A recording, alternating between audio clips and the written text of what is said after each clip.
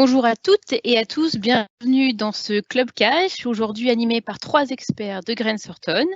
Anne-Julie Mougel, directrice expertise conseil sur la région lyonnaise, Stéphanie Oswald, directrice BFR et Cash Management, ainsi que Karl Sivadier, associé et responsable de l'offre BFR et Cash Management.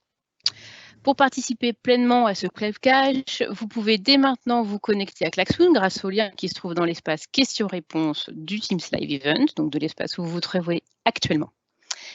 Et au cours de l'événement, n'hésitez pas à poser vos questions dans cet espace questions-réponses et Karl, Stéphanie et Anne-Julie y répondront. Je vous souhaite un très bon Club Cash et Anne-Julie, je te cède dès maintenant la parole. Merci Marianne. Oui, alors en effet, je vais commencer par me présenter rapidement. Donc, je suis en effet expert comptable depuis maintenant un peu plus de 10 ans chez Grant Thornton. Je suis également, comme le disait Marianne, directrice de notre pôle expertise conseil à Lyon. Et aujourd'hui, je suis ravie d'accompagner Karl et Stéphanie sur ce Club Cash et je vais leur laisser la parole pour qu'ils puissent se présenter.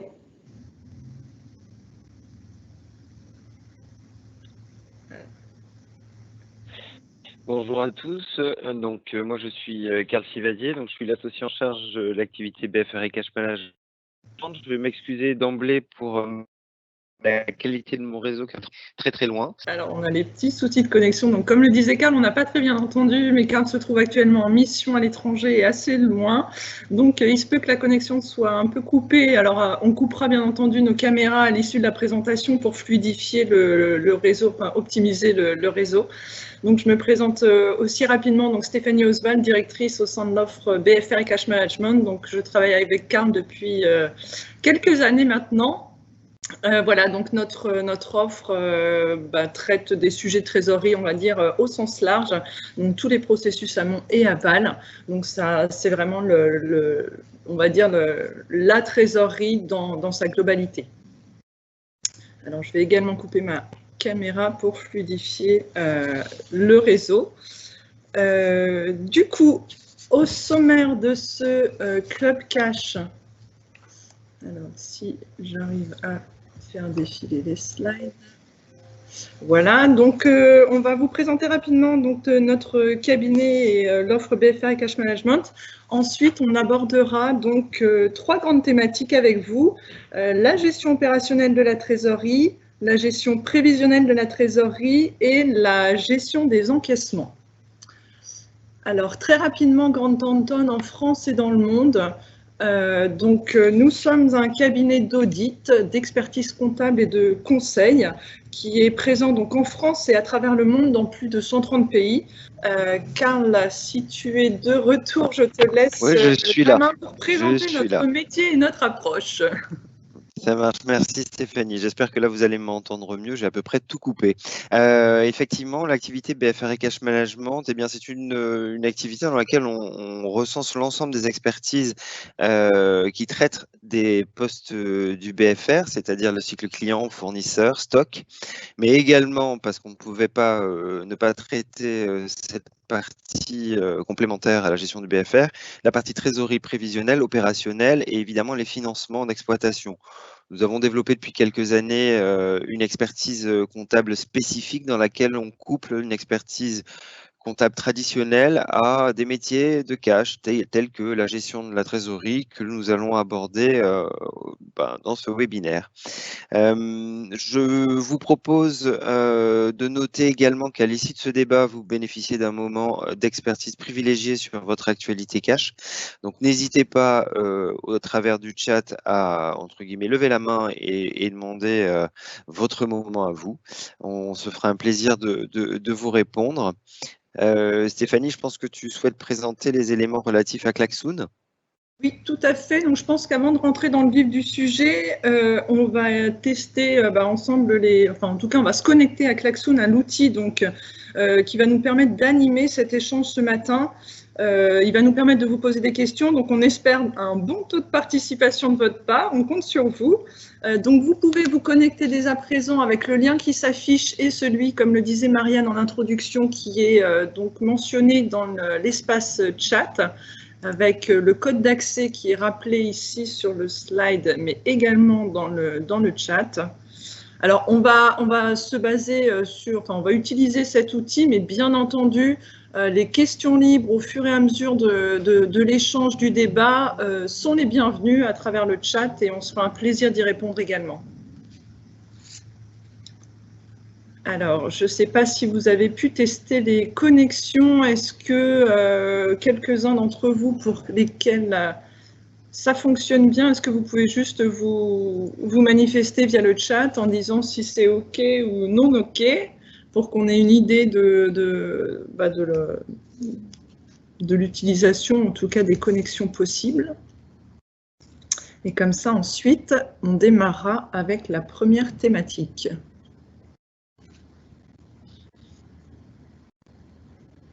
Alors je sais, pour l'instant, personne ne nous fait signe sur une bonne connexion. On ne s'inquiète pas encore. À la limite, oui.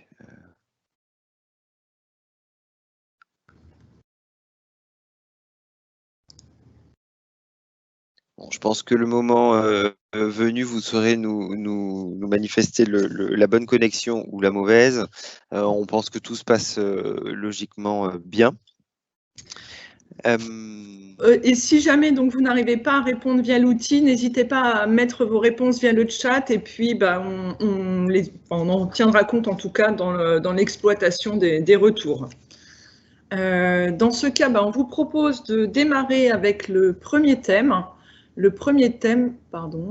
Qui est la gestion opérationnelle de la trésorerie. Alors, la gestion opérationnelle de la trésorerie, c'est un terme qui est assez large. Karl, est-ce que tu peux nous éclairer sur ce qu'on entend par gestion de trésorerie opérationnelle et faire un petit focus sur les enjeux qu'il faut avoir à l'esprit? Bien sûr. La gestion de la trésorerie opérationnelle, on peut la résumer très globalement à la gestion des cash-in, des encaissements et des cash-out, c'est-à-dire les décaissements. Ça, c'est la définition assez standard pour la trésorerie, puisque c'est la formation même de la trésorerie. Après, si on s'attache à la fonction trésorerie et donc ce que c'est que gérer une trésorerie, là, on peut déjà dissocier ce qu'on appellera un socle commun, c'est-à-dire ce que l'on va trouver à minima dans la volonté de faire de la gestion de trésorerie, c'est-à-dire sécuriser sa liquidité, prévoir le court terme et gérer ses comptes bancaires. En complément, et en fonction de la taille de l'entreprise, bien sûr, il y a un socle spécifique qui va globaliser 3 postes, la gestion des engagements et des financements, la gestion des risques financiers, mais également la gestion des flux groupes. Alors, les vrais enjeux, si on s'attache à traiter du socle commun, ça reste quand même l'exhaustivité des flux, puisqu'évidemment, si je dois sécuriser ma liquidité, il me faut être exhaustif sur l'appréhension de l'ensemble des flux que je dois décaisser, mais également ceux que je vais encaisser. Évidemment, cette exhaustivité des flux, aujourd'hui, on est en 2021, il faut imaginer l'appréhender au moyen d'outils de gestion de trésorerie, notamment parce que ça permet d'avoir un horizon, de gérer de façon très fluide et sécuriser ces flux prévisionnels. Donc l'outil de gestion de trésorerie est un peu au cœur du socle commun et évidemment pour le socle spécifique également. L'outil de trésorerie va également vous apporter la souplesse des négociations, puisque en fait, vous allez avoir des contrôles beaucoup plus évidents, plutôt que de compulser des relevés bancaires pour identifier des frais et de remonter sur les cumuls de mouvements pour appliquer le taux contractuel. Dans un SI de trésorerie, vous avez toutes ces solutions qui vous permettent de prévoir le coût, les frais facturables et qui seront évidemment, via l'outil, confrontés aux réalisés, c'est-à-dire aux frais facturés par les banques.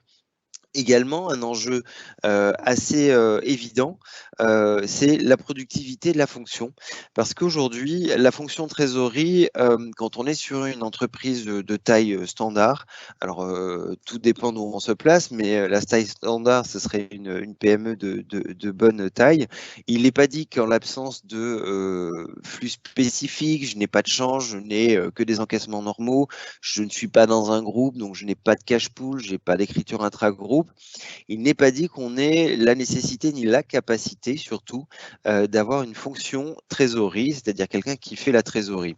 On peut aussi tenir compte d'un élément assez important dans une fonction trésorerie pour ce qui relève du socle commun.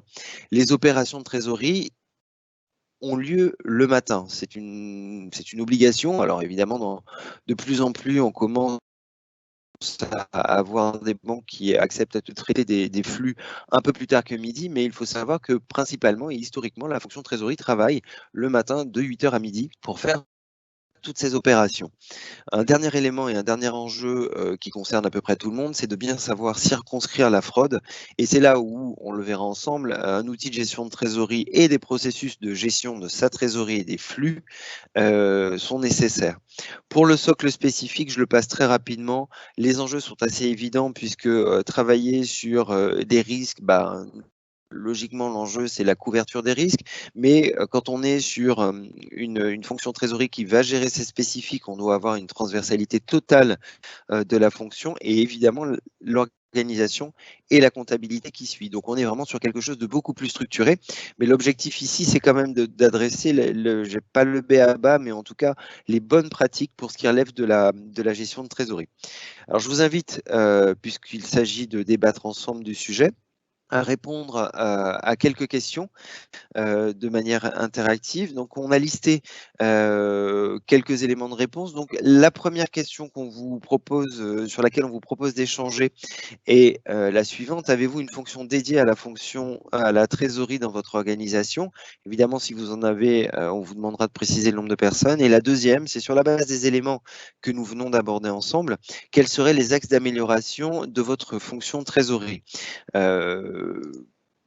Vous avez via le klaxoon la possibilité donc de répondre.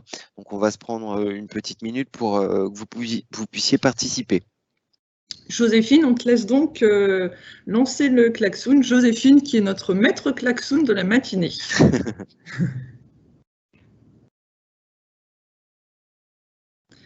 Donc, on vous laisse répondre aux questions que Karl vient d'énoncer. Peut-être, Karl, le temps que nos participants répondent aux questions, est-ce que tu peux déjà nous donner ton appréciation sur la première question, notamment sur l'organisation de la fonction trésor dans les entreprises? Oui, alors c'est vrai que là, cette question nous permettra de voir aussi la composition des participants à ce webinaire. Mais c'est effectivement en fonction de réponse, on sait, et je crois que vous l'avez compris par rapport à l'exposé que j'ai fait juste avant, qu'en fonction de la taille de l'entreprise, on identifiera ou pas l'existence d'une fonction de trésorerie, et peut-être, et on aura vos éléments de réponse, peut-être que vous vous posez la question en fonction de votre taille, s'il est opportun d'investir, parce que ça reste un investissement, d'investir dans une fonction de trésorerie. Le deuxième élément reste ce que j'ai précisé, c'est la complexité de vos flux, la nature de vos flux. Si vous n'avez pas de flux complexe, effectivement, là aussi, vous avez une question à vous poser sur est-ce qu'il faut que j'investisse sur une fonction de trésorerie? Ensuite, vous pouvez être en croissance et avoir une ambition de structuration de cette fonction dans l'objectif du futur, mais là aussi, ça rentre dans les éléments d'amélioration qui sont précisés dans la question 2. Alors, est-ce qu'on a quand même quelques petits retours déjà?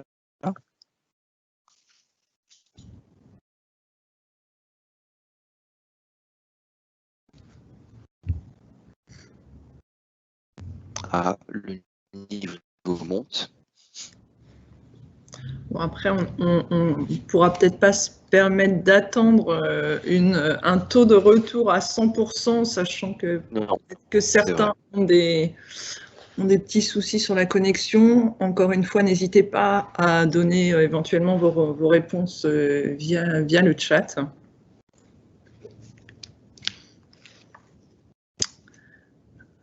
Peut-être qu'on peut... Bon, là, on est proche des 50%. Voilà, on peut peut-être déjà commencer à exploiter les réponses. Donc, Joséphine, on te laisse nous présenter les réponses. Alors, avez-vous une fonction dédiée à la trésorerie dans votre organisation? 57% d'entre vous ont une fonction dédiée et 43%. Donc, le panel est assez équilibré. On peut peut-être passer à la deuxième question. Merci. Alors, quand vous avez une fonction de trésorerie, vous êtes en majorité sur une personne qui effectue la trésorerie entre 2 5 personnes, 40%. Donc là, on est sur des très très belles organisations. Trésorerie, de voir en fait la répartition que vous faites dans le socle commun, le socle spécifique, et si vous comptabilisez dans les 2 et 5 des fonctions qui sont connexes à la fonction trésorerie et à la fonction comptable, puisque évidemment il y a une porosité entre les deux, notamment pour l'exhaustivité des flux dont je parlais tout à l'heure. Et c'est tout pour les questions. Il y avait la troisième réponse. Et à la deuxième question, oui. Troisième question, merci. Alors, les enjeux ou plutôt vos axes d'amélioration. Alors, vos axes d'amélioration sont pour 25% d'entre vous de sécuriser la liquidité, ce qui est plutôt très encourageant. Donc, on le voit bien par rapport à ce qu'on énonçait au tout début. C'est qu'effectivement, quand on adresse une fonction trésorerie, pour ceux qui en ont une, vous savez bien que la vocation première est de sécuriser la liquidité. L'autre partie, c'est-à-dire la différence entre les 25 et les 100%, est-ce que c'est quelque chose qui est couvert déjà ou enfin pardon, je me trompe par rapport à la question. 25% d'entre vous doivent couvrir l'axe d'amélioration en question, c'est-à-dire sécuriser sa liquidité. Le deuxième élément, et ça va avec cet axe d'amélioration, c'est la mise en place d'un reporting, puisque sécuriser sa liquidité, c'est projeter sa liquidité avec l'exhaustivité des flux dont je parlais.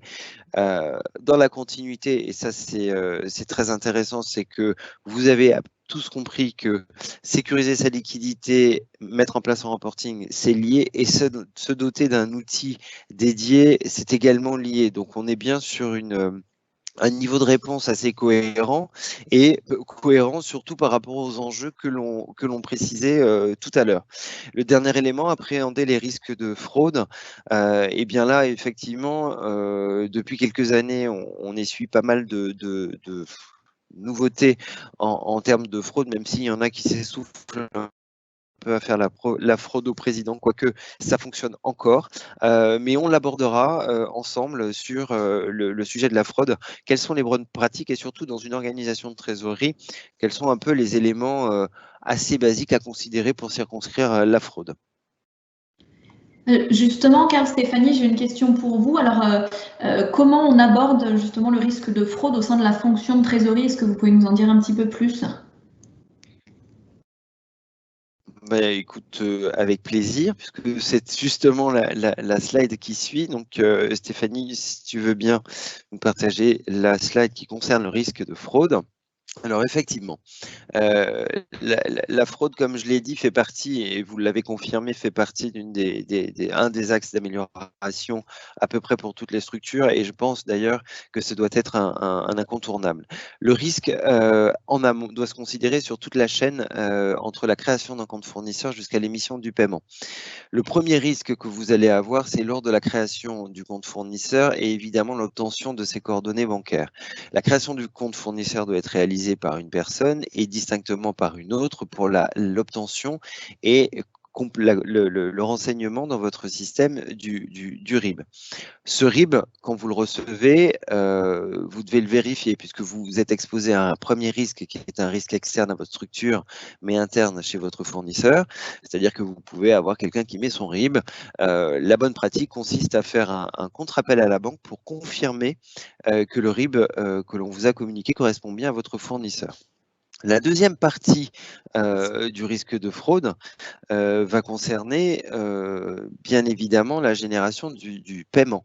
Donc la génération du paiement suppose un premier élément, c'est pas de manipulation du fichier de paiement quand il s'agit de disposer d'un outil de gestion de trésorerie. Quand vous êtes sur une plateforme de web banking, même principe, il est là pour le coup bien plus compliqué de ne pas manipuler le fichier, c'est-à-dire de le télécharger puis de l'uploader dans la solution, quoique aujourd'hui certaines fonctionnalités sont quand même assez excellentes. Pour autant, sur le web banking, vous allez également avoir un autre risque qui est, et c'est quelque chose que l'on rencontre très souvent, voire trop souvent, le partage du code pour l'émission du paiement sur le web banking. Donc une bonne pratique est d'individualiser les codes d'accès au web banking.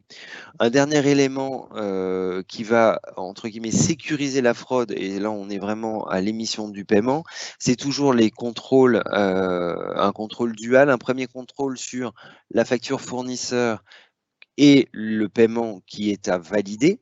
Et puis le deuxième élément, mais là qui reste, on est un peu loin de la fraude, mais qui reste j'allais dire de la bonne pratique en gestion de trésorerie, c'est d'assurer effectivement que le paiement qui est proposé ne met pas à mal la trésorerie.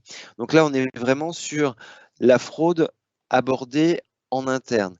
Tous les éléments de la fraude externe sont aujourd'hui plutôt bien circonscrits par les banques, modulo celle qui concerne effectivement la fraude au président, où là, il y a encore beaucoup d'exercices et de recherches qui sont faites pour déceler les failles dans le système. On en trouve toujours et on en trouve dans des structures où même, moi je peux en parler ouvertement, sur des clients où nous avons la gestion de la trésorerie déléguée. Donc personne ne sait que les fournisseurs ne savent pas que nous existons puisqu'ils ne reçoivent qu'un paiement en lieu et place de notre client. Pour autant, notre client a été confronté à une fraude au président qui n'a pas marché puisqu'il n'avait pas les bons interlocuteurs pour la trésorerie dans un premier temps et dans un deuxième temps, elle a été très vite démasquée. Voilà pour ce qui concerne le risque de fraude. On va à nouveau passer sur des questions pour enrichir un peu l'échange. Et là, on va un peu reprendre un peu d'auteur par rapport à la trésorerie avec la question suivante, c'est: avez-vous déjà abordé la gestion de la trésorerie avec votre expert comptable? Donc, on vous demande de répondre assez rapidement. Alors, Joséphine, on te laisse lancer l'activité, en tout cas la question, sur Klexoon. Peut-être Anne-Julie, toi, en tant qu'expert comptable sur ce sujet, donc de la trésorerie, on va dire au sens large, et de la gestion de trésorerie opérationnelle, est-ce que tes clients abordent ce sujet avec toi?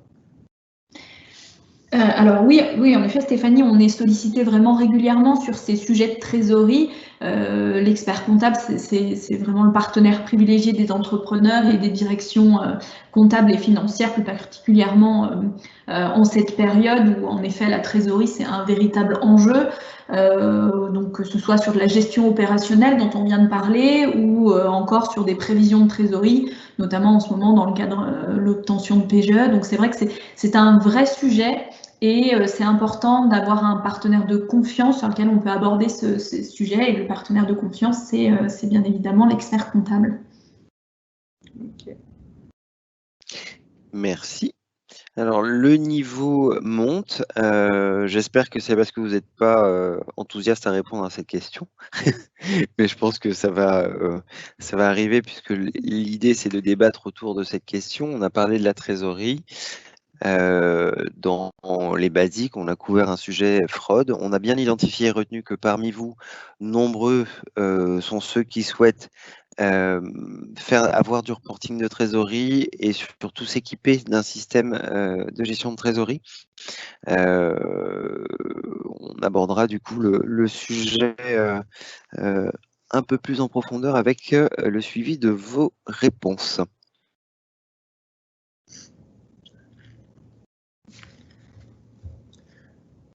Alors peut-être qu'on peut passer à l'exploitation de la réponse. Joséphine, s'il te plaît. Alors, 63% d'entre vous n'ont pas abordé le sujet trésorerie avec son expert comptable. 38% d'entre vous, oui. Intéressant. Pour les 38% d'entre vous qui ont abordé ce sujet, je pense effectivement, comme l'a dit Anne-Julie, que vous étiez dans du contexte sanitaire, dans le contexte sanitaire actuel. Et ce qu'on peut retenir, et je pense qu'Anne-Julie ne me contredira pas, très généralement, on adresse son expert comptable, on parle de trésorerie sur la base des comptes annuels qui ont été produits par ce dernier. On peut effectivement adresser son expert comptable quand il s'agit d'aller emprunter, et évidemment dans le cas du PGE et dans la crise actuelle, beaucoup d'experts comptables ont été sollicités, notamment suite aux demandes des banques, ne sollicitent pas l'expert comptable sur la gestion de trésorerie. Alors, je vous invite à un peu discuter sur le chat et je prendrai en compte vos éléments de réponse. Mais la traduction que j'en fais, c'est qu'aujourd'hui, pour vous, un expert comptable reste dans son titre un expert de la comptabilité. Et peut-être n'avez-vous pas encore à l'esprit, ou peut-être que vous l'avez, mais vous ne savez pas dans quelle mesure il est capable de le faire. Mais en tout cas, depuis la loi Pacte, l'expert comptable peut gérer la trésorerie. Alors, il ne faut pas non plus considérer le mot gérer la trésorerie comme quelqu'un à qui vous confiez les décisions de gestion qui vous restent propres. En fait, l'externalisation qui peut être désormais proposée par l'expert comptable ne relève que de tout ce qui est sur la mise en œuvre et la technicité. Donc, ça va être sur tout ce dont vous avez parlé comme axe d'amélioration. L'expert comptable va vous produire un reporting, par exemple. Il est équipé d'un système de gestion de trésorerie, sans quoi c'est pas la peine d'avoir recours à lui. Si c'est pour qu'il le fasse sur un tableur Excel, vous auriez été très bien capable de le faire. Donc là encore, on entrevoit quand même les différents enjeux qu'il y a à aborder ce sujet d'externalisation à un expert comptable. Est-ce que je vois pas? Oui. Peut-être que tu peux nous préciser, ça fait partie des questions qu'on peut se poser, quelles sont les limites de l'externalisation de la fonction de trésorerie, notamment auprès d'un expert comptable? Alors, les limites, on peut les entrevoir, puisque j'en ai un peu parlé, c'est que il faut considérer que si vous souhaitez externaliser, vous avez dans l'idée en tout cas d'externaliser votre fonction trésorerie, a priori vous partiriez sur un expert. Donc adresser son expert comptable présuppose qu'il ait une activité dédiée et des professionnels du métier de trésorerie, ce qui n'est pas un comptable. Bien sûr, il peut y en avoir, mais pour autant, quand je dis un professionnel du métier de la trésorerie, c'est parce que ce sera quelqu'un qui saura manipuler un site trésorerie et qui va naturellement vous proposer directement les bons reporting. Donc c'est surtout ces limites-là, et puis vraiment considérer comme limite que vous déléguez votre gestion de trésorerie en considérant que vous perdez la main sur votre trésorerie. Bien au contraire, l'objectif, c'est de prendre, entre guillemets, vos consignes et vos décisions de gestion de trésorerie pour vous donner en fait la bonne vision avec l'objectif de sécuriser votre liquidité. Et puis le dernier élément quand même sur la décision de l'externalisation, c'est quand même de retenir que qui de mieux comme partenaire sur ce sujet-là peut être à avoir l'activité, puisque je disais bien au tout début que sécuriser cette liquidité, c'est avoir l'exhaustivité des flux. L'expert comptable a l'exhaustivité des flux de l'entreprise. Donc ça reste quand même, à mon avis, une bonne option quand on pense les gens de la gestion de la trésorerie. On peut passer au deuxième thème que je vais d'ailleurs introduire. Alors, on a parlé de la gestion, on vous l'a dit, le thème prévisionnel. Stéphanie, est-ce que tu peux déjà nous présenter les premiers éléments, à savoir l'architecture d'une prévision, et puis surtout les principaux éléments à considérer quand on veut se lancer sur ce projet? Oui, bien entendu. Alors, en effet, quand on parle de prévision de trésorerie, il faut avoir en tête que ça présente une certaine architecture et que c'est basé sur des éléments fondamentaux. Donc là, à l'écran, vous voyez les 3 éléments fondamentaux qui vont être le socle et la base de votre prévision de trésorerie. On a en premier lieu ce qu'on appelle le bilan d'ouverture, qui va être la photo des créances et des dettes non soldées à date et qui vont par la suite se traduire en cash.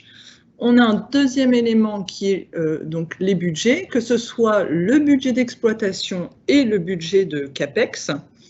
Et enfin, le troisième élément fondamental, il s'agit donc des lois et hypothèses. Les lois et hypothèses qui vont traduire en cash les deux éléments, donc bilan d'ouverture et budget. Donc l'objectif quand on fait une prévision de trésorerie, c'est de traduire en cash l'ensemble, bien entendu, des processus internes à l'entreprise. Et cela en termes de flux d'exploitation, de flux d'investissement et de flux financier. Donc un point important quand vous vous lancez dans l'exercice de la prévision de trésorerie, c'est d'être le plus exhaustif possible. Bien entendu, plus vous le serez, plus votre prévision sera précise et fiable. Donc ayez bien en tête les trois silos de la prévision exploitation, investissement financier. Et pour chacun, il vous faut donc les données sources, un bilan d'ouverture, des budgets, des lois et hypothèses. Les lois et hypothèses, alors on ne va pas rentrer dans le détail parce que c'est ce qui nous permet donc de modéliser les flux cash, mais ça relève d'une certaine technicité en tout cas.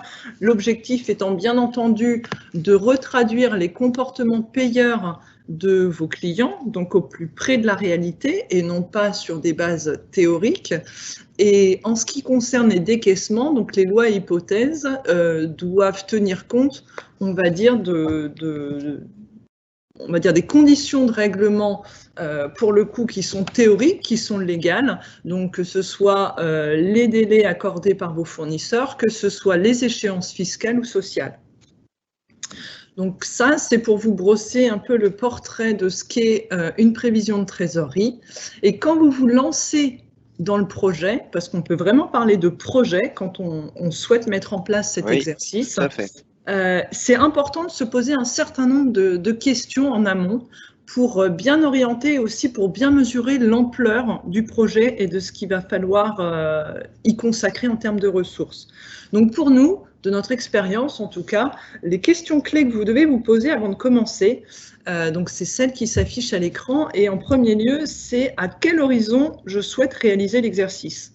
Donc, sachant qu'en fonction de l'horizon choisi, il faudra s'assurer que la donnée source, comme on vient de le voir précédemment, est bien disponible. Ensuite, vous avez une question, c'est quelles sont les parties prenantes? Ça va être quelle va être mon équipe projet? Ça, c'est un point important à définir en amont. Et autant donc les parties prenantes côté, on va dire, interne, mais aussi qui va être les destinataires de ma prévision de trésor? Qui va exploiter ma prévision de trésorerie, sachant que ça peut être en interne comme en externe. Ensuite, il faut aussi circonscrire les événements clés qui vont intervenir dans l'horizon de la prévision. Avoir une idée précise de ce qui va se passer sur l'horizon de votre prévision. Après, on peut aussi s'interroger sur le support et également la méthode. Le support, est-ce que ça va être plutôt Excel, plutôt un outil dédié? En termes de méthode, on a deux méthodes, la méthode directe, la méthode indirecte. Bien entendu, notre recommandation, c'est de coupler les deux méthodes, mais voilà, ça nécessite aussi une technicité et des ressources pour pouvoir les produire. Et enfin, donc, quel est le mode de production qui va réaliser finalement la prévision au sein de la structure. Donc ça, c'est vraiment les points, on va dire, fondamentaux sur lesquels il faut que vous penchiez avant de démarrer votre exercice de prévision de trésorerie. On voulait également vous faire un petit rappel sur les règles d'or quand on réalise une prévision de trésorerie.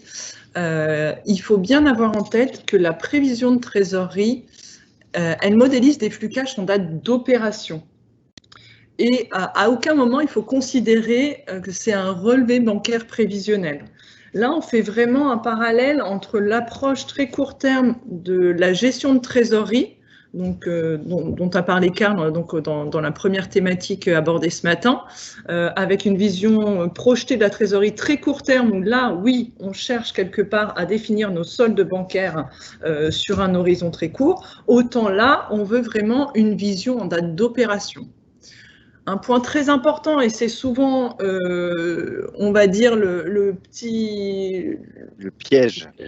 Ouais, appelons ça un piège, mais en tout cas, ce qu'on voit souvent, nous, quand on accompagne nos clients ou quand on challenge des prévisions, c'est la modélisation de retard dans les prévisions. Ça, c'est vraiment à bannir, puisque à partir du moment où vous modélisez du retard, eh bien, vous biaisez totalement l'évaluation du besoin de trésorerie.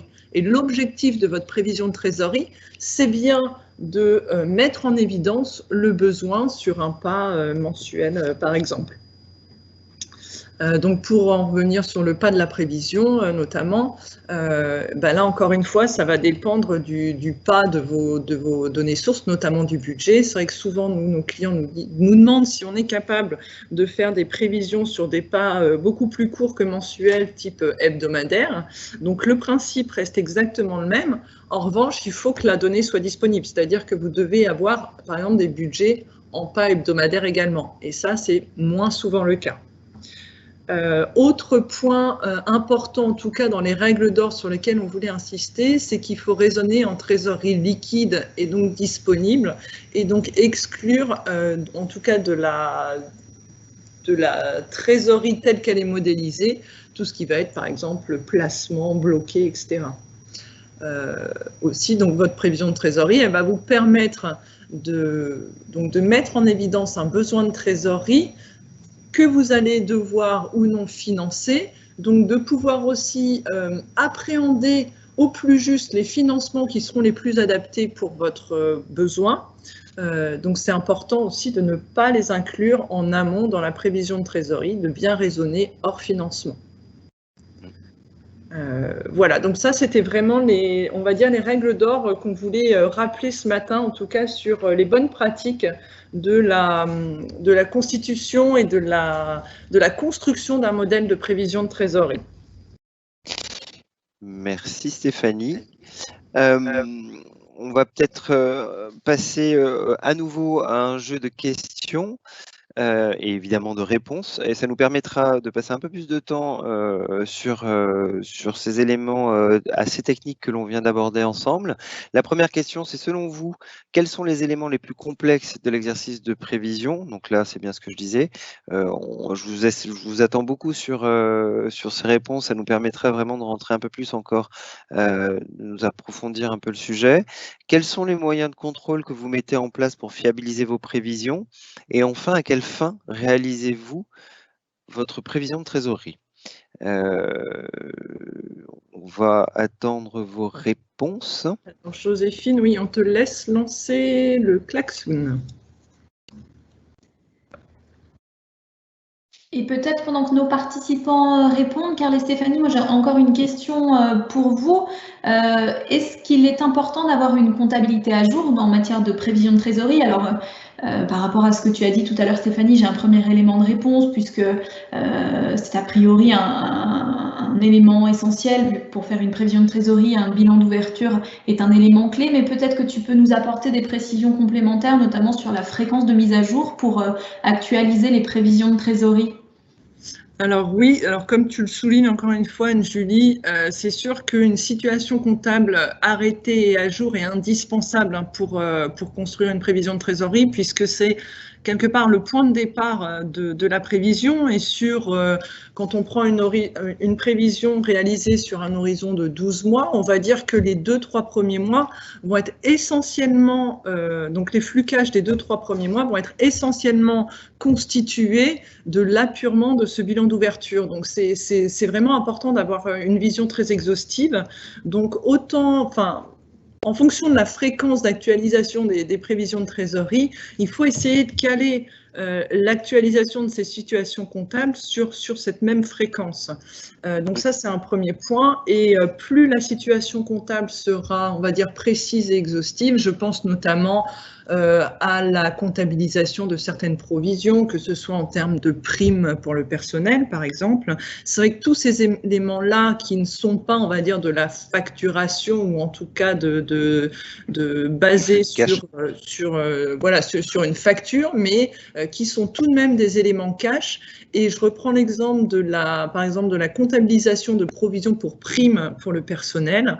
Lorsque dans votre bilan d'ouverture, vous avez la valorisation des primes à date, eh bien, ça vous permet également de modéliser les flux cash qui vont se rapporter à tous ces éléments qui ne sont pas, on va dire, basés sur de la facturation pure.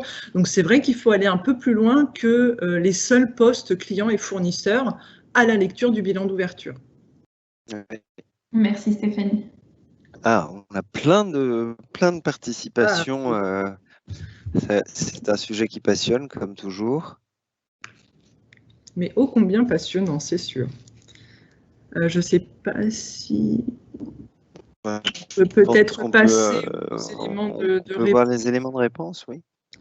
Donc, alors, quels sont les éléments les plus complexes de l'exercice de prévision? Donc, vous êtes très nombreux à souligner la fiabilité de la donnée source. Et en effet, c'est vraiment quelque chose qu'il faut sécuriser, puisque, comme on vient de le répéter encore une fois, votre donnée source va conditionner vos flux cash. À partir du moment où cette donnée n'est pas fiable ou est même erronée, il n'y aura pas de miracle, vos flux cash ne pourront pas être modélisés correctement. Donc ça, c'est vraiment du coup un axe d'amélioration important avant de se lancer dans le projet, c'est de fiabiliser votre donnée source. Quant à la définition des hypothèses, c'est vrai que d'expérience, c'est quand même un sujet complexe. Alors, on n'est pas rentré dans le détail aujourd'hui, mais notamment la modélisation des lois d'encaissement qui doit vraiment refléter le comportement payeur des clients, mais le comportement réel, hein, non pas théorique. Donc ça peut être une complexité. Vos hypothèses, il faut aussi leur laisser un peu le temps de vivre. Et le piège aussi dans les hypothèses, et c'est ce qu'on a évoqué plus tôt, c'est la modélisation du retard qui est vraiment à bannir. Par rapport à tester votre modèle, la prévision, ce n'est pas un travail d'une seule personne. Vous ne travaillez pas seul, en tout cas, vous ne pouvez pas réaliser une prévision, on va dire, en chambre tout seul. Il faut vous la faire challenger et, encore une fois, pourquoi pas par votre expert comptable. Ça, c'est un point qu'il faut envisager, à mon avis, et de notre avis et d'expérience. Faites-vous challenger votre modèle. Alors, sur la réponse actualisée de la prévision de trésorerie, c'est vrai que, quand on met en place une prévision, ça prend du temps parce que il y a toute cette définition d'hypothèse, cette récolte de données sources, il faut mobiliser les personnes, etc. Ne sous-estimez pas non plus le temps de l'actualisation des prévisions. Parce que ça nécessite, donc, comme je le dis, des ressources, mais ça nécessite aussi d'avoir la capacité de challenger le modèle pour pouvoir le faire évoluer et l'adapter. Et pour ceux qui auront répondu toutes les réponses ci-dessus, donc on vient de donner les éléments de réponse, mais voilà, n'hésitez pas aussi à vous faire accompagner sur les exercices de prévision de trésorerie. Alors, on peut passer à la deuxième question. Quels moyens de contrôle vous mettez en place pour fiabiliser vos prévisions? Donc, par rapport, on va dire, aux réponses qui sont présentées, de toute façon, les 3 réponses combinées sont importantes, puisqu'elles sont très intimement liées. La mise en évidence des écarts entre le réalisé et la prévision est le reflet, alors, soit d'un modèle qui est à améliorer, soit d'une activité qui n'a pas été au rendez-vous, donc là on reprend sur la réalisation du budget, ou bien des défauts dans le processus de gestion du BFR. Donc quand vous réalisez vos contrôles, ayez en tête vraiment les 3 éléments, et c'est sur ces 3 éléments que vous devez remonter pour justifier vos écarts. Enfin, la troisième question, donc à quelle fin vous réalisez votre prévision? Alors, pour ceux qui font leur prévision dans un but de communication externe, c'est sûr que la prévision de trésorerie est un atout vraiment précieux, que ça soit en support pour vos banques, pour vos actionnaires. Donc, dès que vous avez à aller demander du financement, c'est vrai que vous présentez cet exercice à votre partenaire bancaire, ça le confortera d'autant à votre capacité de faire face à vos échéances. Donc, c'est vraiment un atout. À suivre et à prévoir, oui. Exactement. Lié à un événement donné, donc ça c'est très bien puisque vous challengez et vous mesurez en impact cash la réalisation de projets. Pourquoi pas ne plus se limiter à, on va dire, à un exercice ponctuel et le faire entrer dans un exercice plus récurrent pour de la gestion et du pilotage interne, puisque beaucoup d'entre vous utilisent leurs prévisions pour du pilotage et pour de l'aide décisionnelle. Sur ce dernier point, n'hésitez pas à modéliser aussi différents scénarios. Je ne sais pas si c'est des choses que vous faites déjà, mais modéliser différents scénarios, modéliser différents projets. Et surtout, quand vous lisez votre prévision de trésorerie, ne vous focalisez pas uniquement sur la dernière ligne, mais prenez bien en compte tous les éléments que la prévision peut vous apporter en termes de pilotage. Merci en tout cas pour vos réponses. Alors, on va passer à encore une question, mais là, qui va s'adresser principalement à ceux qui n'en font pas. Et sous un autre format, on va vous demander de nous dire pourquoi vous ne l'en faites pas. Ça sera aussi un peu la synthèse de tout ce que Stéphanie vient de nous exposer. Alors, là, c'est un je crois principe que la question est ouverte. Oui. Exactement. Donc, on vous invite à poster vos idées. Alors, vous avez un petit plus en bas de l'écran, normalement, qui vous permet de créer un post-it et de noter vos idées qui vont s'afficher au fur et à mesure sur le mur. Et ce qu'on vous propose, c'est d'échanger autour de ça. S'afficheront par exemple, ils s'afficheront comme les exemples qui sont tout en bas.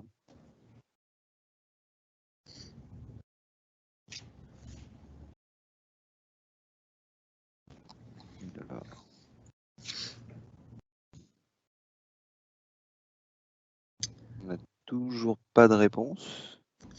En tout cas, Par de contre, commentaires. l'inspiration ne vous vient pas et compte tenu du timing, on peut peut-être passer à la troisième thématique dans ce cas, pour pas perdre trop de temps et pour pas mobiliser. Ah, on a un post-it, problème de temps. Il y en a plein d'un coup. Ah, voilà. Donc, vous soulignez principalement un manque de temps. C'est vrai que la réalisation de prévisions, en tout cas, ne serait-ce que l'étape de mise en place. Donc, nous, avec Carl, ce sont des travaux et des missions qu'on réalise pour nos clients, hein, qui nous sollicitent pour cela. En général, alors, on est externe à l'organisation. Mais il faut bien compter une bonne semaine de travail, en tout cas, pour mettre en place un modèle de prévision de trésorerie. Je ne sais pas faire, pas la compétence financière. En effet, c'est vrai que souvent le point aussi, c'est à qui on va confier ce projet. Souvent, ils sont portés donc par les DAF, mais les DAF n'ont pas forcément le temps, encore une fois, de consacrer en tout cas toute la ressource nécessaire pour faire l'exercice. C'est une fausse bonne idée de le confier au trésorier. Puisque c'est pas son métier en fait. Je pense qu'il n'aura pas forcément toutes les compétences pour le faire. Donc si vous n'identifiez personne pour réaliser cet exercice, peut-être envisager de vous faire aider, ou en tout cas de confier ce projet à quelqu'un d'externe, pourquoi pas votre expert comptable. Ou alors vous faire bénéficier d'une formation. Exactement, vous faire accompagner, ça peut être tant en termes de formation, soit en termes de l'exercice dans son ensemble. En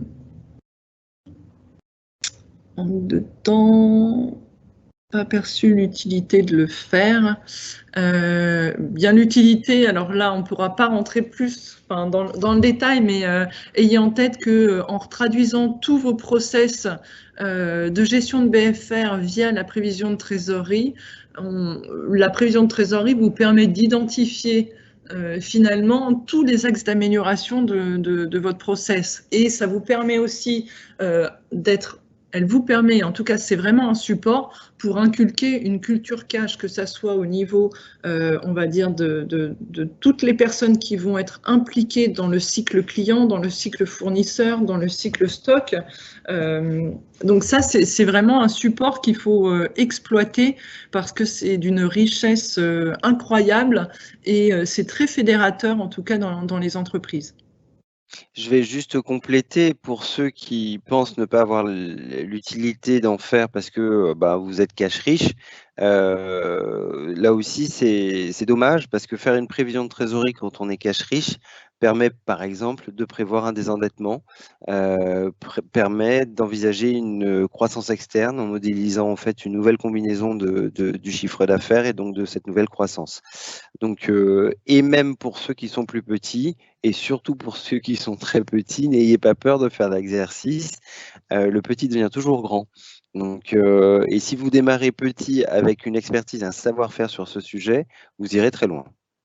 Et c'est très structurant de faire l'exercice de prévision. On en apprend beaucoup. Je vous propose peut-être de clôturer l'activité et de passer à la troisième thématique, puisque le temps court. Merci en tout cas, Joséphine. Je vais reprendre la main pour partager le support et nous allons donc passer à la troisième et dernière thématique, la gestion des encaissements, qui est un terme encore une fois assez large. Karl, on te laisse peut-être nous expliquer toute l'imbrication quand on parle de gestion des encaissements. Merci. Oui, en effet. Alors, la gestion des encaissements, alors certains doivent se dire, mais on a parlé de trésorerie court terme, on a parlé de trésorerie prévisionnelle à moyen terme, puisqu'on est à un horizon de 12 mois, et là, on parle de la gestion des encaissements. La gestion des encaissements, ça rentre dans vous allez forcément optimiser le niveau du cash. Vous allez pouvoir contribuer à une achat de vos matériaux des fournisseurs. Vous allez optimiser également la gestion prospective de trésorerie. Et si vous avez un financement d'exploitation basé et adossé à des créances, vous n'aurez qu'un financement qui ne sera que très profitable. Avec l'environnement du cash, ça inclut la gestion des encaissements. Si on passe à la présentation, très bien, que la gestion des encaissements, c'est un cycle global qu'il faut appréhender et pas seulement typiquement le recouvrement. Bien évidemment, le recouvrement va être au cœur du sujet, mais dans tout le dimensionnement de la gestion jusqu'effectivement au paiement, sans oublier les indicateurs et les reportings associés. Mais c'est un cycle qu'il faut considérer, order to cash, avec un bénéfice attendu sur les processus. On ne peut pas traiter de trésorerie sans adresser les processus et donc les processus de gestion de fer, entre autres. Et puis le deuxième élément, c'est que travailler sur son poste client, donc c'est sa facturation,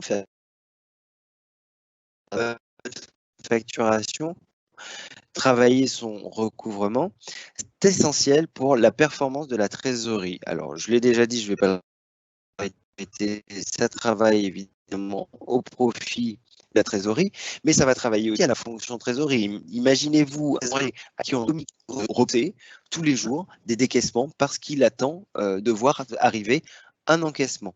Donc voilà un des premiers, une des premières priorités à la mise en place des encaissements, c'est que travailler son poste client, c'est avant tout avoir des prévisions d'encaissement. Et puis le deuxième élément qui va traiter de ce sujet que l'on vient de voir sur la prévision de trésorerie, c'est que plus vous allez travailler le poste client, vous organiser, mettre des process, avoir des personnes qui font du recouvrement et qui travaillent en transversal avec la partie commerciale.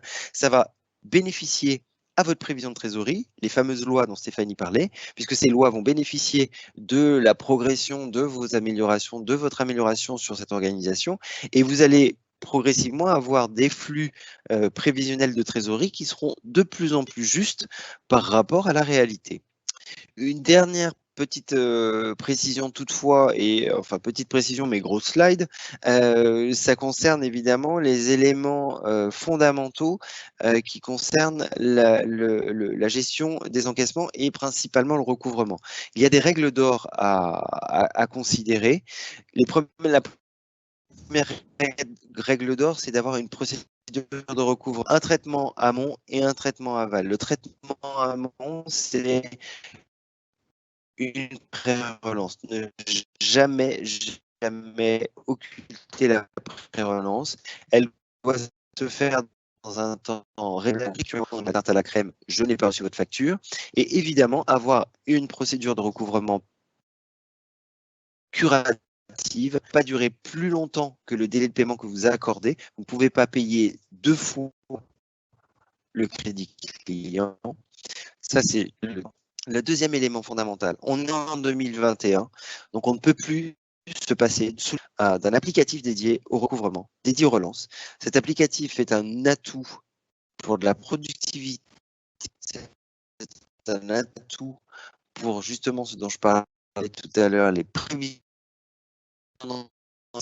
Quand vous avez une équipe qui fait du recouvrement, on demande une de vos clients, non pas juste d'effectuer des relances, on veut de règlement. Puis le dernier, avoir une notion de reporting reste un élément essentiel pour appréhender la performance, tant performance chiffrée qu'en termes de... On va peut-être passer aux questions suite à cette exposition sur la gestion. Ça a pas mal coupé pendant ton intervention. Alors, j'en suis désolé. Non, mais juste pour nos participants, donc retenez en tout cas une bonne procédure de recouvrement, c'est une phase curative, mais surtout une phase préventive. Les règles d'or, bon, alors vous les voyez affichées. Réfléchissez en tout cas à vous doter d'un outil, puisque en termes de productivité, comme le disait Karl, c'est un élément essentiel.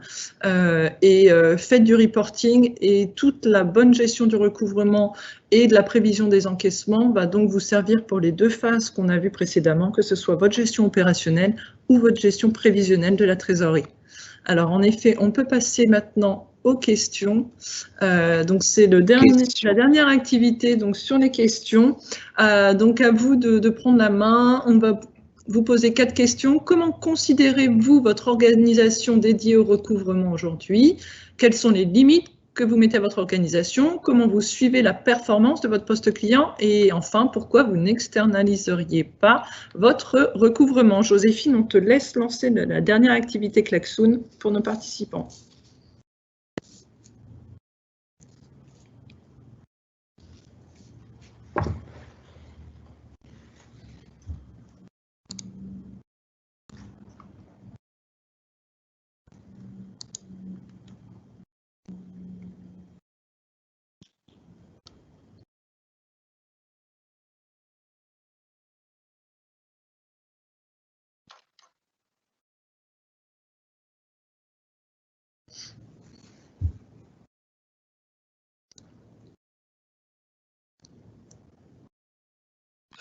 Peut-être en attendant, j'espère que oui.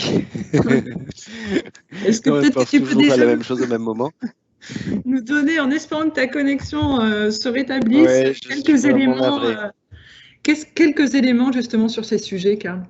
Oui, la première question, elle est fondamentale, parce qu'en fait, une organisation recouvrement, vous allez la considérer excellente, à professionnaliser ou à géométrie variable, mais ce qu'il faut surtout lire, c'est avez-vous bien en tête que ce n'est pas juste un investissement sur de la fonction support, mais si vous êtes bien sur un investissement sur une fonction support qui est l'une des seules dans une entreprise à avoir un ROI, c'est-à-dire que vous allez investir sur votre cash. C'est ça qu'il faut vraiment retenir sur l'organisation des recouvrements. Après, la géométrie variable ou à professionnaliser, déjà si vous en êtes là, c'est plutôt bien parce qu'il y a une certaine prise de conscience. Pour ceux qui ont une organisation dite excellente, eh bien ma foi, j'ose espérer que c'était au moyen justement d'un recouvrement dédié.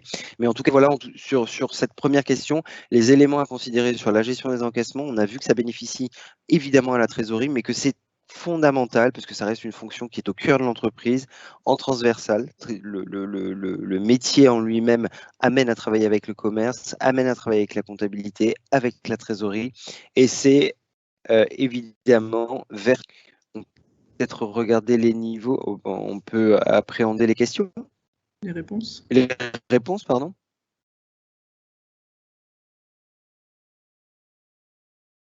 Alors, comment considérez-vous votre organisation dédiée au recouvrement? Excellente, à géométrie variable. Alors, pour ceux justement qui la considèrent comme excellente, et je vous invite à juste le confirmer via le chat. Si elle est excellente, c'est parce que, bien évidemment, vous avez l'organisation, le management et les équipes, mais pouvez-vous juste me confirmer que vous avez mis en place un applicatif dédié au recouvrement? À professionnaliser, c'est toujours effectivement un élément à prendre en compte, et c'est très bien de le considérer, parce qu'aujourd'hui, la professionnalisation de la fonction recouvrement est essentielle pour avoir justement des résultats. On est en entreprise dans certaines organisations avec un fichier Excel et des notes au kilomètre qui ne permettent pas d'appréhender des actions futures, du reporting, des prévisions d'encaissement. À géométrie variable, là par contre, ça veut dire que vous êtes peut-être sur une approche à petits pas, donc vous savez que vous pouvez y aller parce que c'est important, mais vous ne savez pas dimensionner peut-être l'organisation. Là aussi, le dimensionnement est à considérer en fonction de votre équipement avec un applicatif ou pas, mais le dimensionnement en lui-même, vous devez en tenir compte et le calculer par rapport à votre procédure de recouvrement. Si on passe à la prochaine question, aux prochaines réponses, pardon. Alors, quelles sont les limites que vous mettez à votre organisation? Effectif sous-dimensionné, professionnalisation de la fonction et absence d'outils. On est en phase avec la question précédente et surtout les principales problématiques, c'est l'effectif sous-dimensionné. L'effectif sous-dimensionné, je m'attacherai à traiter de celle-ci en tout cas dans un premier temps.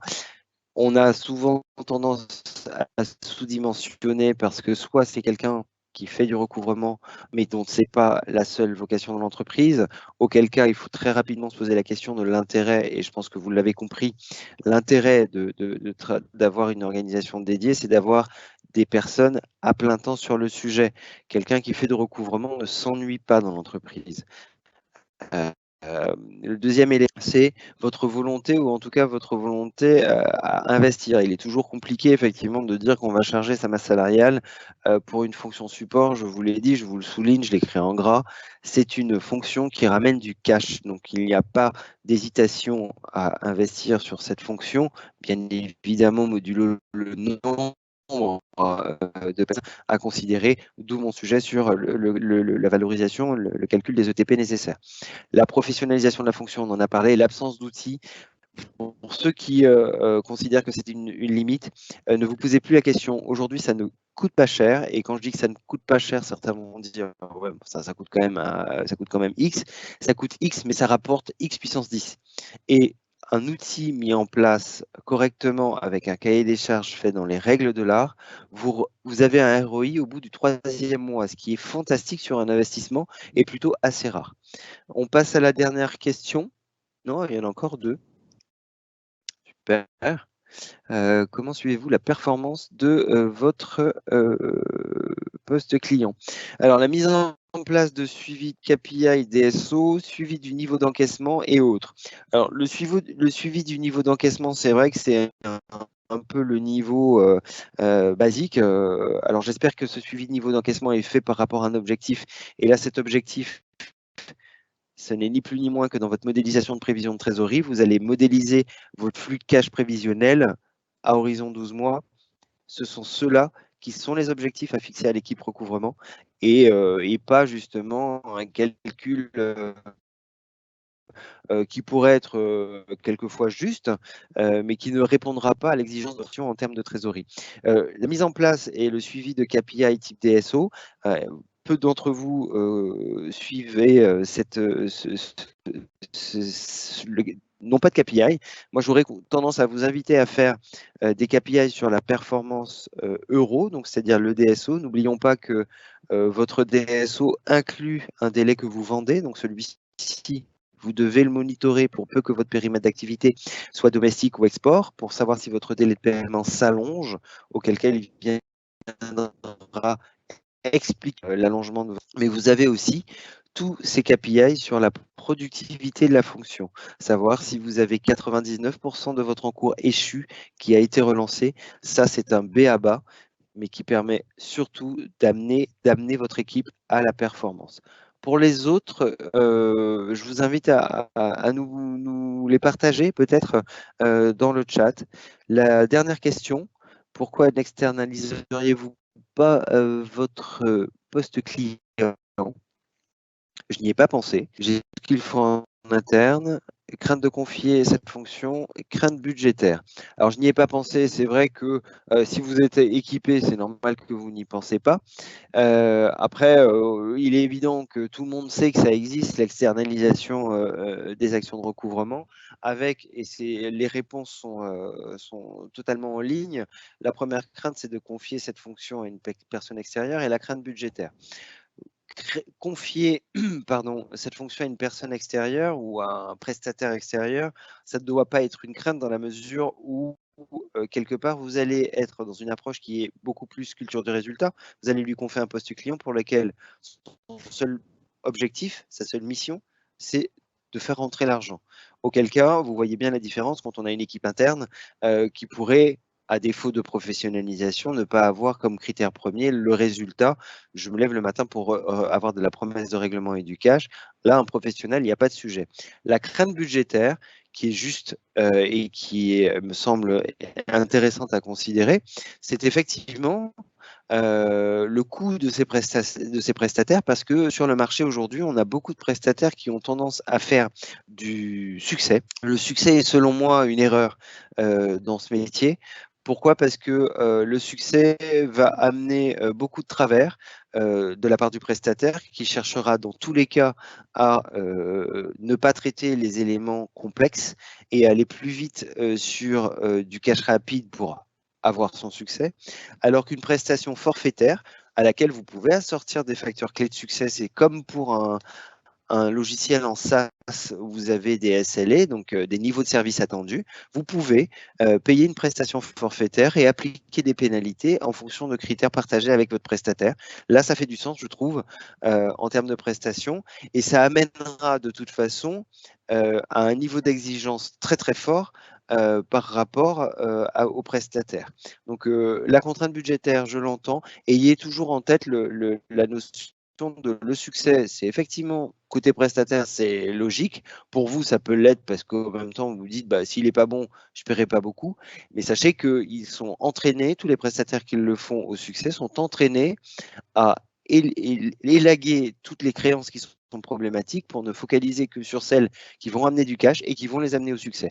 Le prestataire forfaitaire avec des points de pénalité, ça peut être une solution puisqu'il aura vocation, n'oublions pas, à vous apporter une régularité sur le niveau de vos encaissements. Voilà en tout cas pour les éléments de cette dernière question. Merci beaucoup pour vos réponses. C'est fort intéressant. On n'en a plus dans le chat. Merci Joséphine également. Il n'y a pas de questions dans le chat. Moi, j'en aurais une dernière peut-être pour vous assez rapidement puisqu'on a un peu dépassé le délai. Quel est votre conseil à ces dirigeants qui empruntent pour financer le BFR? Alors, excuse-moi, ça a coupé. Est-ce que tu peux reposer ta question? Oui. Alors, quel est ton conseil à ces dirigeants qui empruntent pour financer le BFR? Ah oui, l'emprunt pour financer le BFR est très généralement, ça va être, n'oublions pas, hein, le BFR c'est la composante client et fournisseur. Donc si vos clients ne vous payent pas, vous ne pourrez pas payer vos fournisseurs, donc vous allez être tenté à emprunter. La gestion de la trésorerie implique une gestion du BFR, implique une obligation d'aborder ces processus et d'avoir des processus structurés autour de la trésorerie. Ça, c'est du B à bas et c'est de l'acquis.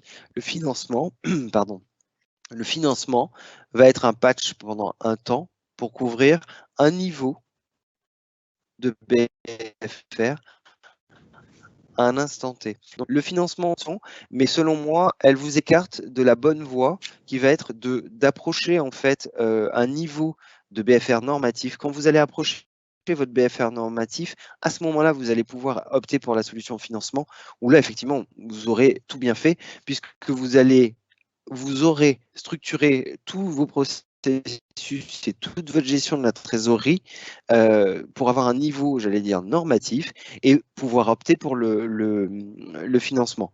Le dernier élément, et je l'ai souligné, penser à l'investissement sur tous les éléments que l'on a abordés ici. Ce sont des éléments fondamentaux dans la vie de l'entreprise et pour la survie de l'entreprise.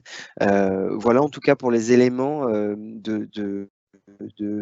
j'allais dire le comparatif à considérer sur est-ce que je vais emprunter pour financer mon BFR ou je vais peut-être investir pour améliorer la photo de mon BFR, le résultat plutôt, pas la photo, et aller vers un financement du juste besoin. Alors, Merci. est-ce que nous avons d'autres questions malgré le timing? Et la qualité de mon réseau pour laquelle je m'excuse à nouveau. Ah oui, tu peux. Hein.